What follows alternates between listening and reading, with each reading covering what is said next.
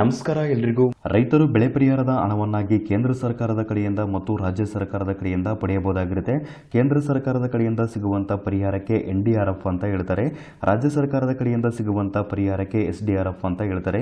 ಇವಾಗ SDRF ಅಥವಾ ರಾಜ್ಯ ಸರ್ಕಾರದ ಕಡೆಯಿಂದ ಬೆಳೆ ಪರಿಹಾರದ ಹಣವನ್ನು ಬಿಡುಗಡೆ ಮಾಡಿದ್ದಾರೆ. ರಾಜ್ಯ ಸರ್ಕಾರದ ಕಡೆಯಿಂದ 1,033 ಕೋಟಿ 60 ಲಕ್ಷ ರೂಪಾಯಿ ಹಣವನ್ನು ಬೆಳೆ ಪರಿಹಾರವಾಗಿ ರೈತರ ಬ್ಯಾಂಕ್ ಖಾತೆಗೆ ನೇರವಾಗಿ DBT ಮೂಲಕ ಜಮಾವಣೆ ಮಾಡಲು ಶುರು ಮಾಡಿರುವಂಥದ್ದು. ಸನ್ಮಾನ್ಯ ಮುಖ್ಯಮಂತ್ರಿಗಳು ಮತ್ತು ಕಂದಾಯ ಸಚಿವರು ಬೆಳೆ ಪರಿಹಾರ ವಿತರಣೆಗೆ ಚಾಲನೆ ನೀಡಿರುವ ವಿಡಿಯೋ ಕೂಡ ನಿಮಗೆ ಇಲ್ಲಿ ತೋರಿಸ್ತಾ ಇದ್ದೀನಿ. ಈ ಒಂದು ವಿಡಿಯೋನ ಸಂಪೂರ್ಣವಾಗಿ ನೋಡಿ. ಯಾವ ಯಾವ ಜಿಲ್ಲೆಗಳಿಗೆ ಬೆಳೆ ಪರಿಹಾರದ ಹಣವನ್ನು ಬಿಡುಗಡೆ ಮಾಡಲಾಗಿದೆ ಅಂತ ನೀವು ಸಂಪೂರ್ಣವಾಗಿ ಮಾಹಿತಿನ ಕೂಡ ತಿಳಿದುಕೊಳ್ಳಬಹುದಾಗಿರುತ್ತೆ. ಈ ಸಾರಿ ರಾಜ್ಯದಲ್ಲಿ ಅತಿವೃಷ್ಟಿಯಾಗಿದೆ. ಅತಿವೃಷ್ಟಿ ಆದ್ರಿಂದ 14.5 ಲಕ್ಷ ಹೆಕ್ಟೇರ್ ಪ್ರದೇಶದಲ್ಲಿ ಬೆಳೆ ಹಾನಿಯಾಗಿದೆ. SDRF ನಾರ್ಮ್ಸ್ ಪ್ರಕಾರ ಬೆಳೆ ಪರಿಹಾರ ಕೊಡಬೇಕು ಅಂತಕ್ಕಂಥದ್ದು ರೈತರ ಆಗ್ರಹ ಮತ್ತೆ ಸರ್ಕಾರದ ಇಚ್ಛೆನೂ ಕೂಡ.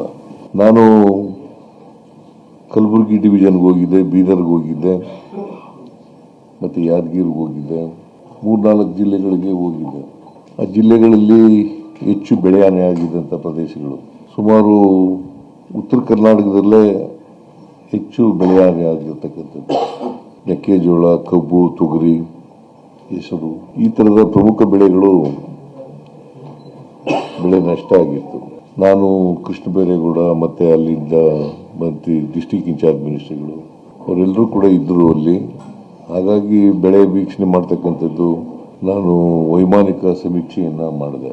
ರೈತರು ಪಾಪ ಬೆಳೆ ಹಾಕಿ ಒಳ್ಳೆ ಮಳೆ ಆದರೂ ಕೂಡ ಹೆಚ್ಚು ಮಳೆ ಆದ್ರಿಂದ ನಷ್ಟಕ್ಕೊಳಗಾಗಬೇಕಾದಂಥ ಪರಿಸ್ಥಿತಿ ನಿರ್ಮಾಣ ಆಯಿತು. ಅದಕ್ಕೆ ನಾವು ಕೇಂದ್ರ ಸರ್ಕಾರಕ್ಕೂ ಮನವಿ ಕೊಟ್ಟಿದ್ದೀವಿ. ಕೇಂದ್ರ ಸರ್ಕಾರದವರು ಅವರು ಒಂದು ಟೀಮನ್ನು ಕಳಿಸ್ತೀವಿ ಅಂತ ಹೇಳಿದ್ದಾರೆ. ಆ ಟೀಮ್ ಕಳಿಸಿ ಅವರು ವರದಿ ಕೊಟ್ಟು ಪರಿಹಾರ ಕೊಡ್ತಾರೆ ಅಂತಕ್ಕಂಥ ನಿರೀಕ್ಷೆ ಇದೆ. ಅಲ್ಲಿವರೆಗೆ ಕಾಯೋದು ಬೇಡ ಅಂತೇಳಿ ನಮ್ಮ ರಾಜ್ಯ ಸರ್ಕಾರದಿಂದಲೇ SDRF ಫಂಡು ಕೊಡಬೇಕು ಅಂತ ತೀರ್ಮಾನ ಮಾಡಿತು.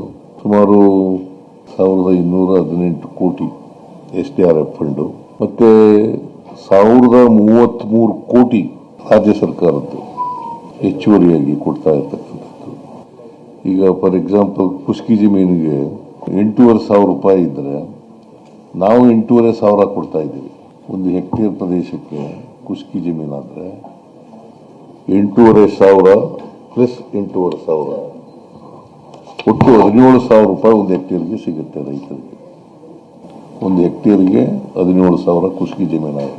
ನೀರಾವರಿ ಜಮೀನಾದ್ರೆ 17,000 SDRF ಫಂಡ್ ಪ್ರಕಾರ ಪ್ಲಸ್ 8,500 ಅಂದ್ರೆ 25,500 ರೂಪಾಯಿಗಳು ಸಿಗುತ್ತೆ. ಮತ್ತೆ ಮಲ್ಟಿ ಕ್ರಾಪ್ಸ್ ಇರ್ತಕ್ಕಂಥದ್ದು ಅದಕ್ಕೆ ಬಾಗಾಯಿತು ಜಮೀನು ಅಂತ ಕರಿತೀವಿ ನಾವು. ಅದಕ್ಕೆ ಒಟ್ಟು 31,000 ರೂಪಾಯಿ ಒಂದು ಹೆಕ್ಟೇರ್ಗೆ ಕೊಡ್ತಾ ಇದ್ದೀವಿ. 31,000 ರೂಪಾಯಿ ಒಂದು ಹೆಕ್ಟೇರ್ಗೆ ಅಂದರೆ 8,500 ರೂಪಾಯಿ ಸರ್ಕಾರದಿಂದ ಹೆಚ್ಚು. ಅದು ಕುಸ್ಕಿ ಜಮೀನಾಗಲಿ, ತರಿ ಜಮೀನಾಗಲಿ ಅಥವಾ ಬಹುಬೆಳೆ ಬೆಳೀತಕ್ಕಂಥ ಜಮೀನಾಗಲಿ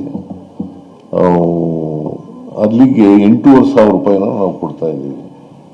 ಒಟ್ಟು 14,000 ಹೆಕ್ಟೇರ್ಗೆ 1,033 ಕೋಟಿ ರೂಪಾಯಿ ಸರ್ಕಾರದಿಂದ, SDRF ಫಂಡ್ನಿಂದ 1,218 ಕೋಟಿ, 2,251 ಕೋಟಿ ಈಗಾಗಲೇ SDRF ಫಂಡ್ನಿಂದ ಬಿಡುಗಡೆ ಆಗಿದೆ.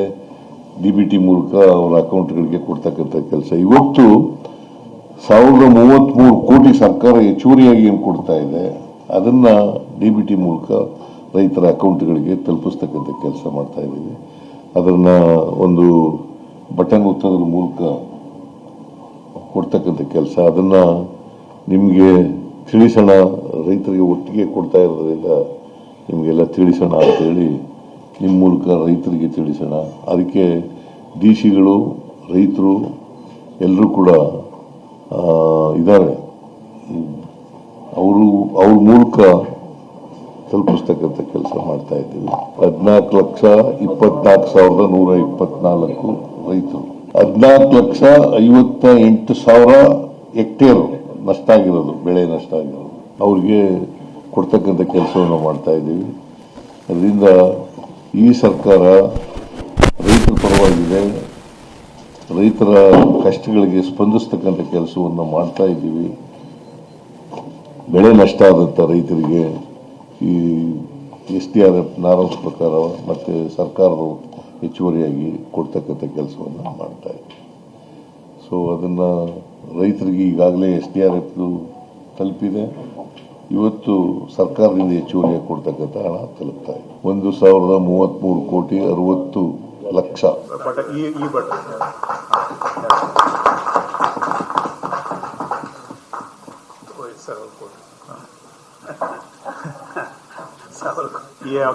ಈ ಅಮೌಂಟ್ ಎಲ್ಲ ಆಲ್ರೆಡಿ ಜಿಲ್ಲಾಧಿಕಾರಿಗಳ ಅಕೌಂಟ್ ಅಲ್ಲಿ ಇದೆ. ಈಗ CM ಇನ್ಸ್ಟ್ರಕ್ಷನ್ ಮೇಲೆ ಅವರು they are the disbursement officers.